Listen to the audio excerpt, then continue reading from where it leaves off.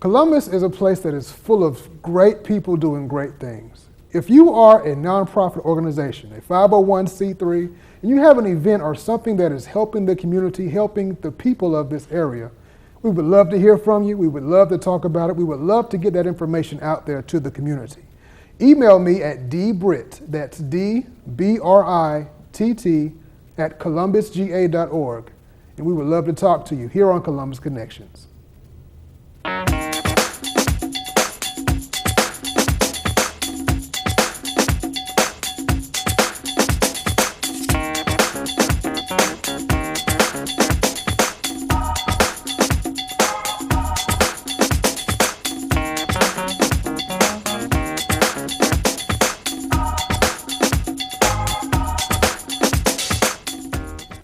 Welcome to Columbus Connections. I am your host, David Britt, and welcome to 2017. This is our first show of the year, and we got a lot of great things going on. As you know, every year we bring people in, we talk to them, people who are doing things for the community to benefit us, to push us forward, because the only way we're going to get there is together. Now, one of the champions of that historically and in American history, the champion of us moving forward together is none other than Dr. Martin Luther King Jr. And so many great things are done in his honor, and this is going to be another one of those. Now, a lot of things are done around the observation of his birthday, the weekend of January 15th, 16th, 17th.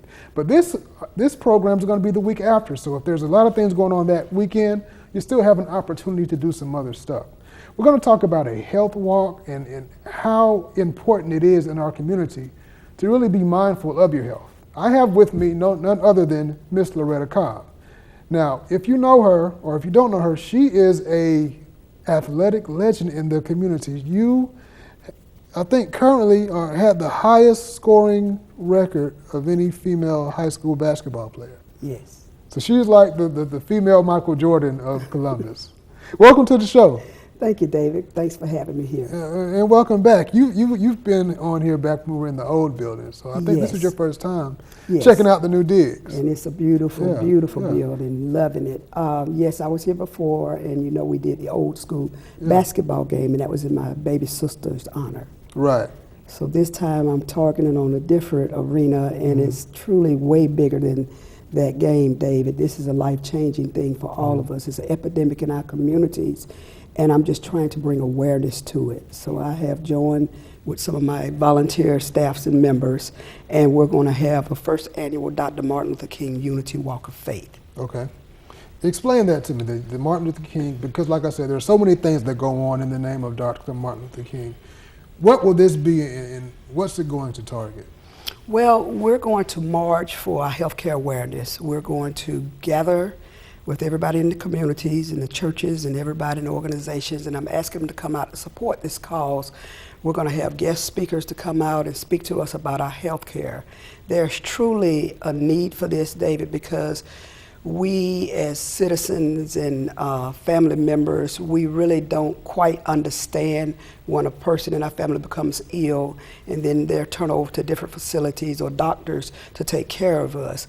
But my job as an advocate, knowing the past that I've had to deal with my loved ones, I've had, out of 8 members, I've had 5 of them pass because of health reasons. So it's only 3 of us left. And my brother and sister, they're struggling with diabetes and hypertension. And I was just diagnosed about 3 weeks ago that I'm pre-diabetic. So I have taken on this challenge to make a change because I truly don't want to go down that road that I watched them go down. Yeah. You talked through that, but that's pretty big. Out of 8 of your family members, Yes. there are only 3 left. Yes, that is And true. all of that is due to health-related issues. Definitely. And so many of those are preventable. Exactly. My sister was 45 years of age when she had a massive hematoma stroke. And she was also diagnosed when I was playing basketball with juvenile diabetes, which the lifespan I found out so many years later that they don't live a longer lifespan, but the quality surely could have been changed if I had known a lot of literature and knew how to work with her and handle it with her. And that's something that I truly regret, not being able to understand her sickness. And then to watch the rest of my family members. My brother died of lung cancer. My oldest brother passed in 2015 from a cranial fracture. And my mother passed a week after him, a week before him. She had what we call pneumonia, but her lungs, they were aspirated. So she was in a nursing home at the time, and she aspirated, and then she died of pneumonia. So it is very dear to me to reach out to my communities. I truly don't want anybody to have to go through what I've had to endure. Right. So with this faith, this walk of faith, how will that help? What is your goal to get out to the people? My goal is to bring self-awareness to our communities. I would love to see the churches get more involved in understanding their members' sickness, have a roll call of their ailments, so when there is something that happens to a member or a loved one, that you would have that information. I did a thing on my sister, my oldest sister, and her name is Verita Cobb, and she's on, David, about 26 different medications. I had no idea that my sister was really that sick. All I knew is when we get the phone call and she was at the ER and things wasn't going right with her, I would show up, but then we say, well, are you okay? Then we go back home. But now I've taken a further step to reach out to the communities. I think that we need to educate one another. We need to understand our sicknesses, and we can deal with them on a better level. A lot of times I watched my mother go through pre-dementia, and she became real irritable and things that I just thought she was just being mean to me because she was sick. But I didn't understand that the sickness causes that. So I had to learn. And 10 years dealing with her health in the nursing homes, I just took a personal vow to say, look, we can do better. As a community, we can educate one another, we can support one another. And some of it, like you said, is pre-preventive. We can exercise, we can change our eating habits, and that is so important because I got a wake-up call, so I truly have to change mine. Yeah. So it's going to be on January 28th. Yes. From 12 to 2? Yes. And besides the walk, what other things will you have at the event? Well, we're going to initially line up in Dr. Cook's office right there, 1190 Martin Luther King Jr. Boulevard. We'll have the Congressman Sanford Bishop leading the walk, and we'll have the radio station out playing music, and we're going to have signs holding up for whatever ailment it is in our families that we're asking God to help heal us with. We'll have those signs up praying for them, and we'll be marching and chanting. When we get to Brewer Elementary, then we'll go inside of the gymnasium, and we'll have all of the literature and the table set up, and we'll have some snacks for the people that walk. We'll have water for them, and then we'll have Dr. DePili Agarwal, Councilman Pop Barnes will be there as a guest speaker, and I have a couple more guest speakers to be there to educate us on our healthcare awareness. Now, one thing that people have to realize, I think, in health is being in health doesn't necessarily mean having a six-pack. Or having, bulging biceps. No. Because so many of us don't know much about exercise, or don't know enough, or just living and eating healthy. Why do you think health is it's an aware topic, but it's something that we all don't seem to know enough about? Why do you think that is? I think being an ex-athlete, David, when I was coming up, even though I was working out and running and doing suicides and doing everything that I thought I was doing to be in shape and be healthy, I wasn't eating right. I would go to McDonald's, I'd get me a Burger King, and then my senior year, my bones were so fragile from not eating the correct foods, doing the history. I grew up in the foster home, so of course we didn't have the correct food out there that was available. We ate what we needed to fill us up. Right. But as I got older and I started doing studies and research on these things, there are so many foods and vegetables and stuff that I never even ate, never even tried to eat. And now I'm becoming so aware of the different things that are good for us and the things that are bad for us. And the things that keep your A1C levels down, even though you have a history of diabetes or you have something that's hereditary, you still doesn't have to be a candidate for that. Those are things that we can do to self-predicate that, self-prevent it. Gotcha.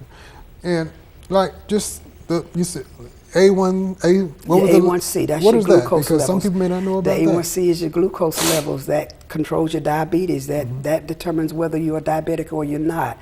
And I think the starting scale is like 6.5.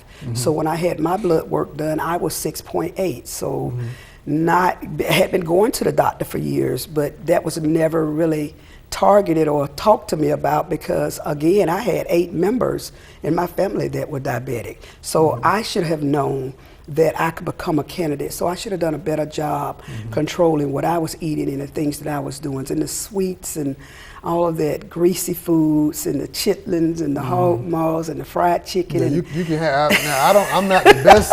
I'm not the best healthy eater, but you can have the chitlins. If it's just chitlins, I'm good on that. The cakes and the cheesecake, that's my problem. But chitlins, yeah, I'm straight on that. You can, okay, but you do understand yeah, that but the way definitely. what we put into our bodies is a temple. And my thing is, David, I want to bring awareness to the communities, to let them know that I'm here for them, that we're here for them. This is an annual event. I'm doing it in honor of my loving mother, but it's a continuous thing. And all I want us to do is take a vow to live a better and healthier lives. And then we can make a difference. I know that we can do it. So that's really what this walk is about. And where did it, because you've been through so many things with different family members. Yes. And you've had other events. Yes. What made you do the walk? What was the moment that said, I got to do something else? It was a spiritual thing, David. I was going through, I didn't think that I was depressed with all of my family members leaving within the 4-year time, because I was there to do the programs and make sure, they had the best service that we could provide for them. So I was trying to be the strong one in the family, because I always have kind of like tried to be a leader, being an athlete. I always tried to lead by example. But deep down inside, that thing really was aching me. It was really hurting me. And I guess God felt in my spirit one morning, about 5 o'clock, he kept waking me up the same time every morning for about at least 3 weeks, I know. And I just kept saying, well, Lord, am I waking up praying, or what are you trying to tell me?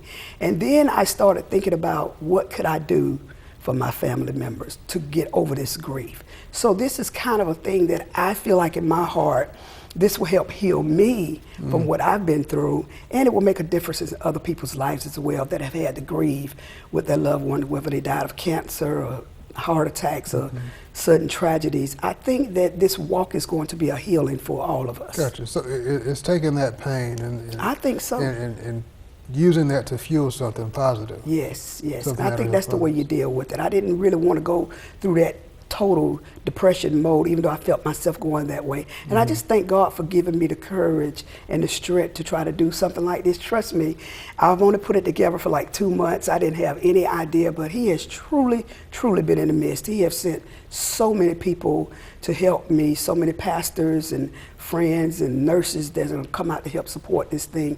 I really think it's going to be a great day in the community, David. Awesome. And again, January the 28th. Yes. 12 to 2. 12 to That's 2. on a Saturday. That's on so a you don't have Saturday. any excuse. That's true. And you're going to start off, where's the address where you're going to start? We're going to line up in the parking lot of Dr. Henry Cook Jr.'s parking lot. It's the 1190 Martin Luther King Jr. Boulevard. We will line up in the parking lot, and then we will march to Brewer Elementary School, which is on, it's right on the corner of Martin Luther King. It's really on Martin Luther King. And then we'll have the information there, and then we'll turn around and march back to our destination. Gotcha. And there's going to be, again, not just the march, but information. If you have any family member that's suffered from these things, hypertension or cancer, you get to represent them and hold up a sign and show your support. Yes. Show your support for them. Yes. And we're going to have so many people. We're going to have people from the Cancer Society, the Alzheimer's Society. We're going to have information on hypertension. The American Heart Association has gotten involved. It's going to be a lot of valuable information. There are so many programs out there, David, that do free breast screenings every month for ladies and mammograms. They do free lung screenings, John Amos. So there's a lot of valuable information out here to be given away, and I hope that we take heed to it. Absolutely.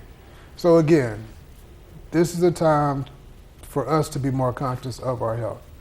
We all have had family members or friends who have been affected by some type of probably preventable health issue. Yes. This is a moment, and we have a lot of marches. There are marches when there is inequity in the community. This is a march for us, for our health. So let's all make sure we support it. Again, it's January the 28th. That's a Saturday from 12 to 2. And give us the address again. 1190 Martin Luther King Jr. Boulevard. And if you want to contact me, they can also reach me at 706-573-6069, or they can email me at justsportswear@bellsouth.net. Again, my number is 706-573-6069, and my email address is justsportswear@bellsouth.net. So here's to a happy and healthy 2017. Let's get out and support these events. Let's support each other. Let's all make sure we enjoy this year. Thanks again for watching. This is Columbus Connection.